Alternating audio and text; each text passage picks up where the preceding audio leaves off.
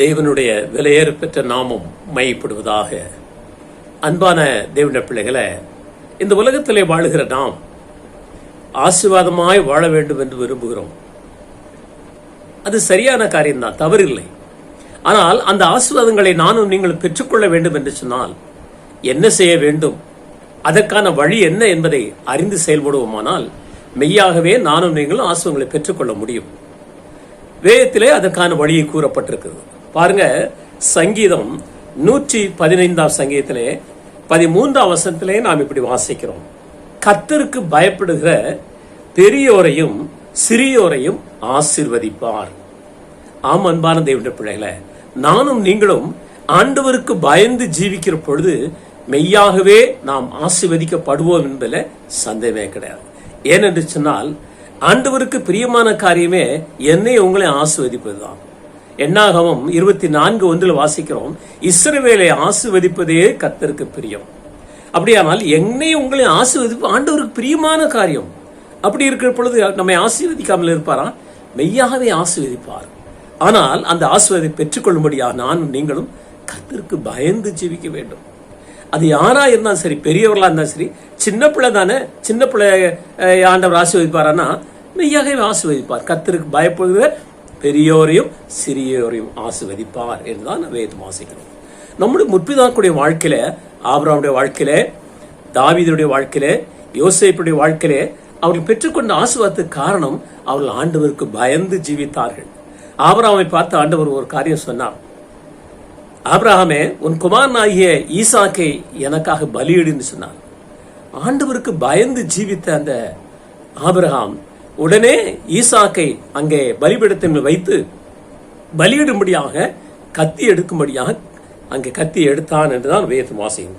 தன் கையை நீட்டி கத்தியை எடுத்தான். உடனே ஆண்டவர் சொன்னாரு: ஆபிரகாமே, ஆபிரகாமே, பிள்ளையாண்டர் மேல் கை போடாதே என்று சொன்னார்.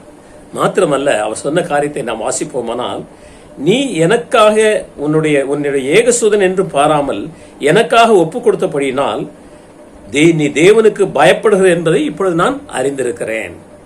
பாருங்க, உன்னுடைய ஒரே பேரான மகன், ஒரே மகன், ஏகசுதன், ஆனாலும் கூட என்னுடைய வார்த்தைக்கு நீ பயந்து, என்னுடைய கட்டளைக்கு கீழ்ப்படிந்து பயந்து நீர் அப்படியே செய்ய துணிந்தபடினாலே நான் எப்படிப்பட்ட ஆசீர்வாதத்தை கொடுப்பேன் பாருங்க. அதே 22 ஆதியாகமம் 22:17 வாசிக்கிறோம்: நான் உன்னை ஆசீர்வதிக்கவே ஆசீர்வதித்து. ஆம், அன்பான தேவனுடைய பிள்ளைகளே, தேவன் நம்மை ஆசீர்வதிக்கிற தேவன். நான் உன்னை ஆசீர்வதிக்கவே ஆசீர்வதித்து உன் சந்ததி வானத்து நட்சத்திரங்களைப் போலவும் கடற்கரை மணலைப் போலவும் பெருகவே பெருக பண்ணுவேன். உன் சந்ததியார் தங்கள் சத்துருக்களுடைய வாசல்களை சுதந்தரித்துக் கொள்வார்கள் என்றும், நீ என் சொல்லுக்கு கீழ்ப்படிந்தபடினால் உன் சந்ததிக்கு பூமியில சகல ஜாதிகளும் ஆசீர்வதிக்கப்படும் என்று சொல்லி ஆசீர்வதித்தார். எவ்வளவு பெரிய ஆசீர்வாதம் பாருங்க. நானும் நீங்களும் இவ்விதமான ஆண்டவருக்கு பயந்து ஜீவிப்போமானால் மெய்யாகவே ஆண்டவர் சொன்ன வார்த்தை நம்முடைய வாழ்க்கை நிறைவேறும். நான் உன்னை ஆசீர்வதிக்கவே ஆசீர்வதித்து உன்னை பெருகவே பெருக பண்ணுவேன். உனக்குள்ளே சகல சந்ததியாரும் ஆசீர்வதிக்கப்படுவார்னு சொன்னார்ல, அந்த ஆசீர்வாதம் நான் பெற்றுக்கொள்ளும்படியாக கர்த்தருக்கு பயந்து ஜீவிப்போம். அவருடைய நாமம் என்றும் என்று மையப்படுவதாக. ஆமே.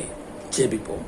எங்களை நேசிக்கிறதான அன்பான தகப்பனே, இந்த அருமையான வேளைக்காக நன்றியோடு நீ துதிக்கிறோம். ஆண்டவரை ஸ்தோத்திரிக்கிறோம்.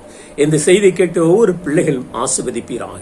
அவர்கள் இந்த மேன்மையான ஆசீர்வாதங்களை பெற்றுக்கொள்ளும்படியாக உமக்கு பயந்து உமக்கு பிரியமான வழி நடந்து உம்முடைய கற்பனைகளுக்கு கீழ்ப்படிந்து நடக்க உதவி செய்வீராக. நீர் அப்படியே சேர்க்க நன்றி செலுத்துகிறோம். இயேசு கிறிஸ்து என்ப நாமத்தில் கெஞ்சி மன்றாடி கேட்டுக்கொள்கிறோம் எங்கள் ஜீவனுள்ள நல்ல பிதாவே. ஆமேன், ஆமேன். கர்த்தர் ஒவ்வொருவரையும் ஆசீர்வதிப்பாராக. ஆமேன்.